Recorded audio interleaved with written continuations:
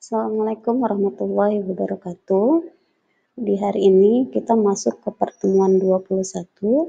Sebelum kita mulai, kita harus membaca doa terlebih dahulu. Berdoa dimulai. Berdoa selesai. Oke, di pertemuan 21 kita masih bahas tentang bangun ruang sisi lengkung. Untuk bentuk yang kedua, kita punya yang namanya kerucut. Kalau kita gambarkan, maka bentuk kerucut kurang lebih seperti ini. Oke. Nah, bagian-bagian dari kerucut itu diantaranya yang pertama garis dari C ke B. Berarti dari garis ini ke garis ini. Kita punya yang namanya diameter kerucut atau biasa disebut dengan singkatan D.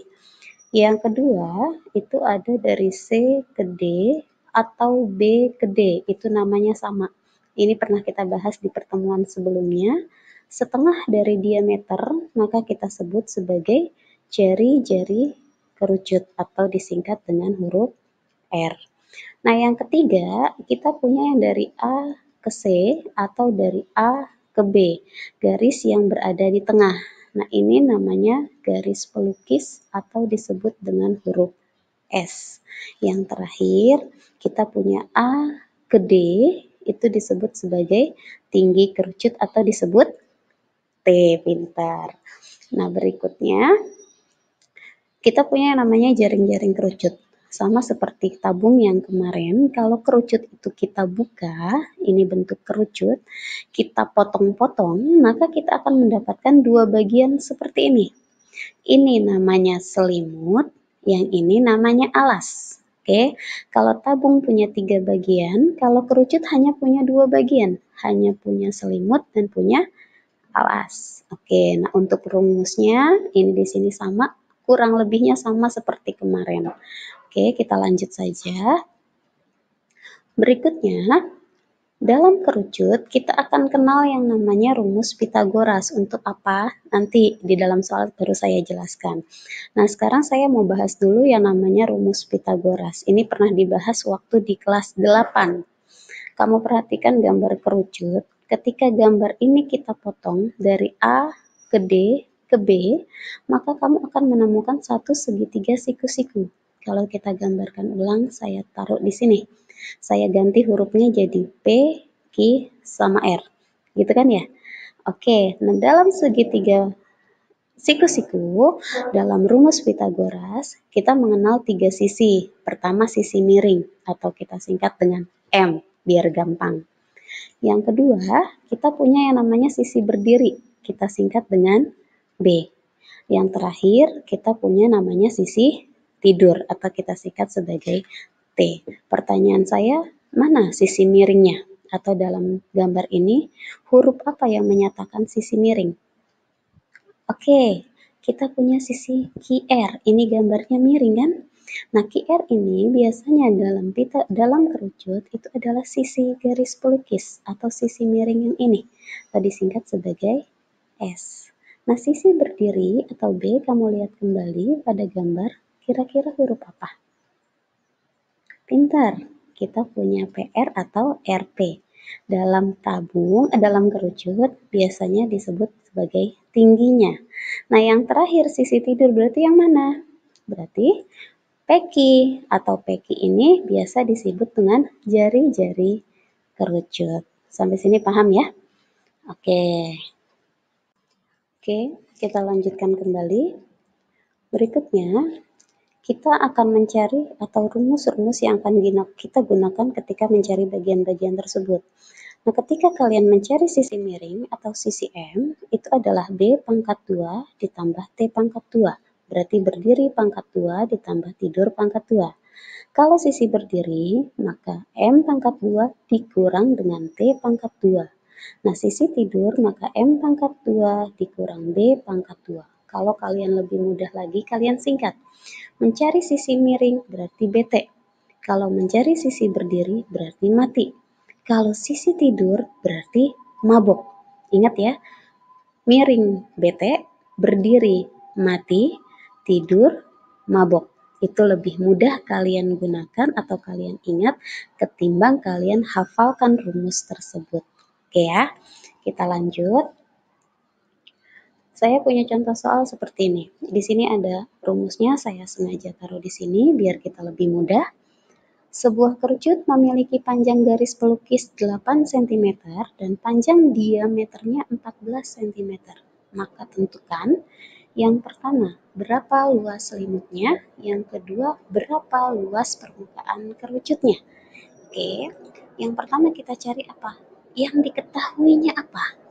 Pertama adalah garis pelukis. Nah, kalau garis pelukis berarti S-nya. S sama dengan 8. Yang kedua diameter.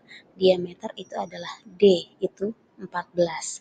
Yang dibutuhkan adalah jari-jari. Berarti R itu adalah setengah dari diameter, maka setengah dari 14 itu adalah 7 cm.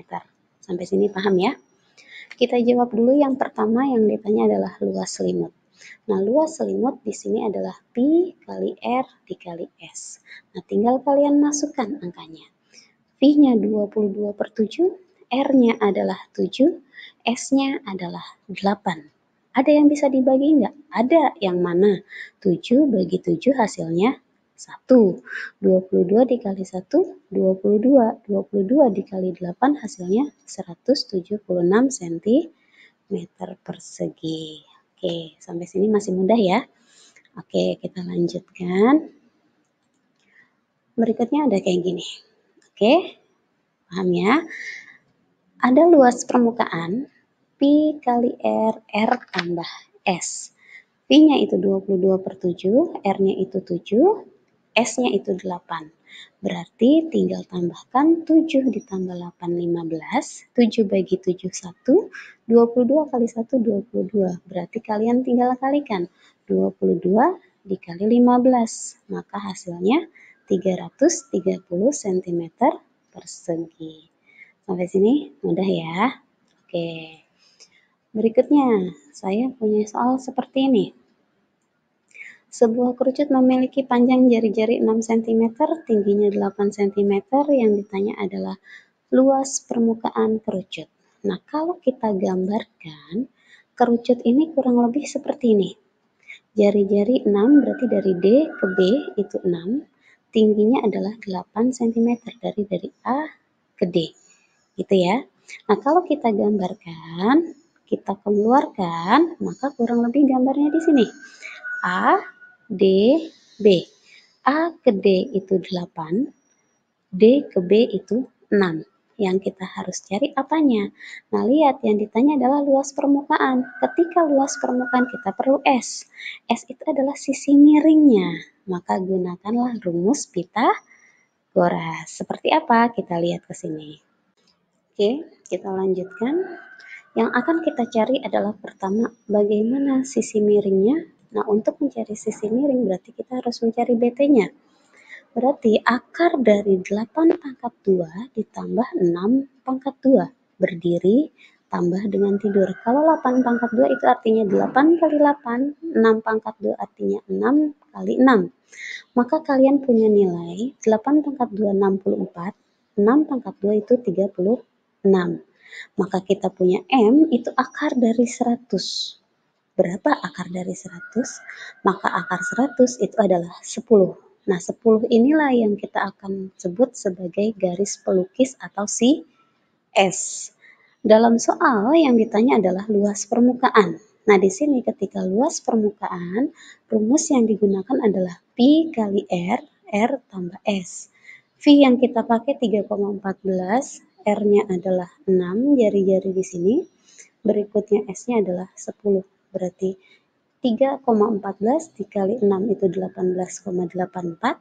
6 ditambah 10 hasilnya 16. Kalau dikali hasilnya 301,44 cm. Oke, masih bisa ya? Kita lanjutkan. Yang berikutnya saya punya kerucut memiliki panjang garis pelukis 13 cm. Panjang diameternya 10. Tentukan volume kerucut. Sama seperti soal sebelumnya, saya akan gambarkan. Kalau digambarkan kurang lebih seperti ini. Garis pelukisnya saya anggap sebagai PQ itu 13. Kita taruh di sisi miring 13. Berikutnya diameter 10 berarti dari R ke Q itu 10. Sedangkan yang diminta adalah S ke Q. Berarti setengah dari 10 itu adalah 5. Yang ditanya volume, ketika volume berarti rumus yang dipakai adalah 1/3 pi r kuadrat kali T. T itu sisi berdiri, berarti kita lihat di sini sisi berdirinya berapa? Belum ada. Maka carilah dulu untuk sisi berdiri. Nah, untuk mencari sisi berdiri berarti kamu butuh mati. Gitu kan ya, bukan kamunya harus mati, tapi kita M pangkat 2 dikurang T pangkat 2. Angkanya 13 pangkat 2 dikurangi 5 pangkat 2, 169 dikurang 25. Maka hasilnya adalah akar dari 144 berdirinya atau T-nya itu adalah 12. Nah, untuk volume, berarti rumus yang kalian pakai adalah 1/3 pi r kuadrat T. Nah, berarti ini tinggal kita pakai. 3 sama 12 bisa kita bagi. Hasilnya 12 berubah menjadi angka 4. Nah, kalau 5 pangkat 2 hasilnya 25, maka kalian tulis bisa seperti ini. 3,14, 25 dikali 4. 25 kalau dikali 4 hasilnya 100. Nah, 100 kalau dikali 3,14 maka komanya hilang. Hanya tersisa 314. Oke, sampai sini paham ya?